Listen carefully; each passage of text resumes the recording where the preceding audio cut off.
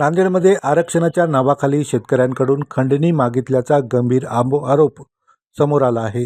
शहरातील प्रभाग क्रमांक 2 आसरानगर येथील नगरसेविका आसिया नाज अब्दुल रशीद यांचे पती काजी नाफे यांच्या विरोधात सांगवी बुजुर्ग येथील शेतकऱ्यांनी सामूहिक तक्रार दाखल केली आहे। जिल्हाधिकारी, पोलीस अधीक्षक, मनपा आयुक्त आणि विमानतळ पोलीस ठाण्याकडे लेखी निवेदन देत फौजदारी कारवाई करण्याची मागणी करण्यात आली आहे। फॉल्ट झोन, कब्रस्तान किंवा स्मशानभूमीचे आरक्षण असल्याचे सांगून दबाव टाकला जात असल्याचा आरोप शेतकऱ्यांनी केला आहे। पैसे न दिल्यास सर्वे नंबर तक्रारीत समाविष्ट करू कारवाईची धमकी दिली जात आहे, असा गंभीर आरोप करण्यात आला आहे। तसेच नगरसेविकेच्या लेटर हेडचा गैरवापर आणि बनावट स्वाक्षरीचा मुद्दाही पुढे आला आहे।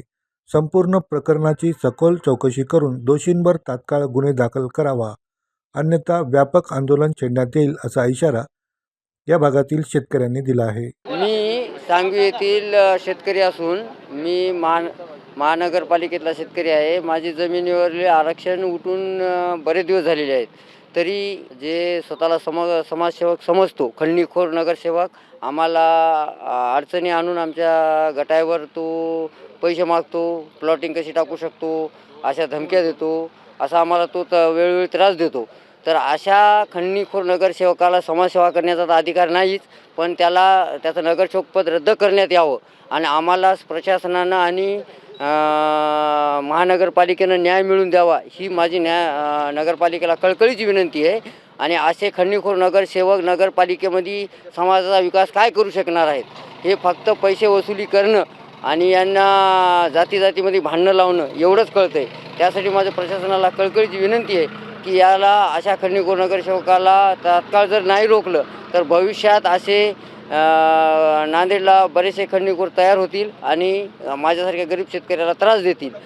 त्या नगरसेवकाने आमचे जे विक्री केलेले लोक आहेत त्यांना तो सरळ आम्हाला पैसे मागतो, त्यांना असे का केलं, तसं का केलं, इथं आरक्षण आहे, तिथं आरक्षण आहे। माझ्या जमिनीवर कुठल्याही प्रकारचं आरक्षण नसून तो मला म्हणतो की तुमच्या जमिनीवर आरक्षण आहे, इतके लाख द्या, तितके लाख द्या। कुठून द्यायचे पैसे? या लोकांना काय म्हणून द्यायचे? आणि तो का आमच्या नगरच्या वार्डात बी येत नाही, प्रभागात बी येत नाही, फक्त धमक्या देणं आणि पैसे वसुली करणं हा धंदा यांनी धरलेला आहे। तरी प्रशासनाने असे समाजकंटक नगरसेवक तात्काळ बरखास्त करण्यात यावे, एवढी माझी महानगरपालिकेला आणि प्रशासनाला कळकळीची विनंती आहे। आणि एवढं आमच्यावर प्रशासनाने आम्ही वेळोवेळी महानगरपालिकेला सहकार्य केलेले, सांगवीनं तर भरपूर सहकार्य केलेले आणि या सहकार्याचा मोबदला म्हणून मला न्याय मिळवून द्यावा महानगरपालिकेने, एवढीच माझी कळकळीची विनंती आहे। मी शेतकरी संतोष पाटील कोकाटे, सांगवीमधील काही दिवसापूर्वी आरक्षण पडलं होतं, मग ते काही काळामध्ये रद्द झालं। तरी पण हे जे नवीन नगरसेवक आलेले आहेत यांना काहीतरी ऑब्जेक्शन नवीनच घ्यायलेत आणि ते नगरसेवक आमच्या वार्डामध्ये नाहीत, पण ते वार्ड क्रमांक 2मध्ये आहेत आणि ही जमीन 3मध्ये आहे। त्याचा अधिकार पण नाही इकडं समजा ऑब्जेक्शन घेण्याचा। तरी पण ते आम्हाला सांगवीच्या शेतकऱ्यांना खूप काही त्रास देत आहेत आणि असे आरक्षण आहे, हे आहे, ते आहे असे वापा करून जे प्लॉटिंग पडलेले आहे त्या प्लॉटिंग विक्री केलेली आहे, काही त्या विक्री घेतलेल्या लोकांना असं काहीतरी गैरसमज करून ते रद्द व्हावं आणि असं शेतकऱ्याचं नुकसान व्हावं म्हणून असे काहीतरी नुकसान म्हणताना पैसे मागणी करणे, हे करणे, असं काही समजा बरंच काही बोलणं करून त्याला तर ओळखतही नाही आमच्या इकडं कोणी पण। मग तरी पण हे ऑब्जेक्शन घेतल्यामुळं आता आम्हाला माहीत झालं की बा हे कोणतरी नगरसेवक आहे आणि ऑब्जेक्शन घेतलं आमच्या इकडं नाफे कोणतरी नवीनच आहे।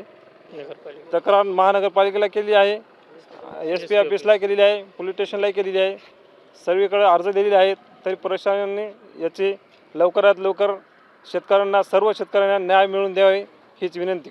तर विषय असा आहे की सांगवी प्रभाग 3मधील काही जमीन जी शेतीच्या कडेला म्हणजे शेतीसाठी करत होते, त्या जमिनीचा व्यवहार झालेला आहे। आमच्या आता सांगवी सगळं आजूबाजूला प्लॉटिंग असल्यामुळं शेतकऱ्याला या ठिकाणी शेती करणं शक्य नाही। त्यामुळं येथील शेतकरी आमचे बांधव हे या ठिकाणची जमीन विकून बाहेरगावी शेती घेऊन आपला उदरनिर्वाह करत आहेत। त्यामध्ये आता काही जमिनीचे व्यवहार झालेले आहेत, परंतु जाणीवपूर्वक असं ऐकण्यात आलेलं आहे माझं की प्रभाग 2मधील काँग्रेस पक्षाच्या नगरसेविकेने या ठिकाणी काहीतरी अर्ज करून या ठिकाणी व्यत्यय आणण्याचा प्रयत्न केलेला आहे, जेणेकरून हा व्यवहार थांबवला जाईल व यातून काहीतरी स्वतःचा आर्थिक आर्थिक फायदा साध्य करण्याचा असा हा हेतू दिसत आहे. परंतु माझी प्रशासनाला विनंती आहे की आपण या ठिकाणी गाड्या पाठवून किंवा कुठलेही लोक पाठवून लोकांची गैरसमज निर्माण करू नये. कारण काय आहे की मागील जो DP प्लॅन आहे त्या DP प्लॅनचं आरक्षण रद्द झालेलं आहे. आपण सगळीकडे बातम्या बघितलेल्या असाल की DP प्लॅन रद्द झालेला आहे, त्याचा GR पण आलेला आहे. त्याचबरोबर तुकडाबंदी नियम म्हणजे तो पण लागू झालेला आहे. त्यामुळे शेतकऱ्याला वेटीस धरून त्यांचे व्यवहार थांबवण्यासाठी हे जो प्रकार चाललेला आहे हा ताबडतोब बंद करावा. जर काही अशा घटना जे घडत आहेत त्या थांबवाव्यात. आज रितसर तक्रारी शेतकऱ्यांनी पोलीस प्रशासनाकडे व मनपा प्रशासनाकडे केलेली आहे की आपण या गोष्टीकडे गांभीर्याने बघावं, आम्हाला न्याय द्यावा. तर मी प्रशासनाला देखील सांगू इच्छितो की आपण लवकरात लवकर या गोष्टीकडे गांभीर्याने पाहून अशा ज्या प्रकार होत आहेत त्या चुकीच्या प्रकाराला आपण ताबडतोब आळा घालावा व शेतकऱ्यावर अन्याय होईल असं कुठलंही पाऊल आपण उचलू नये. आपण जर अशा पद्धतीने वागत असाल तर मी शिवसेना शहर प्रमुख या नात्याने आपणास सांगू इच्छितो की येणाऱ्या काळामध्ये याचे तीव्र प्रसाद हे आपल्या समोर उमटतील व त्याची दाद मागण्यासाठी आम्ही जिल्हाधिकारी कार्यालयावर संपूर्ण शेतकऱ्यासह आम्ही मोर्चा काढू व त्या ठिकाणी धरणे आंदोलन देऊ. आमच्या सांगवी गावाच्या वावरावर आरक्षण उठवलेलं असून या लोकांना आणखी आमच्या वावरावर दादागिरी करून आमच्याकडून पैसे खावा अशी अपेक्षा धरून आमच्या वावरावर यानं आरक्षणचा कायदा टाकला आहे. तर ते आमच्या गावातला नगरसेवक बी नो आणि कोणी बी नो आम्हाला तक्रार द्यायला याचे काही घेणदेण नाही. प्रकरण हे आमच्या शेतीचं आहे. आम्ही शेती विकली, आम्ही शेती विकून आम्ही दुसरीकडे शेती घेतली. आमचं हे जे प्लॉटिंग जे आहे ते आजच्या 2 वर्षाखाली झालेली आहे. ते प्लॉटिंगवर आता यानं आरक्षण आमचं काय म्हणून म्हणते. आमचं नाव बदलाम का करायला शेतकऱ्याचं? आमच्या शेतकऱ्यावर याचं काही आहे का बाकी असली तर यानं आम्हाला येऊन मागाव. विनाकारण रुकवारुकी कशाबद्दल करायला?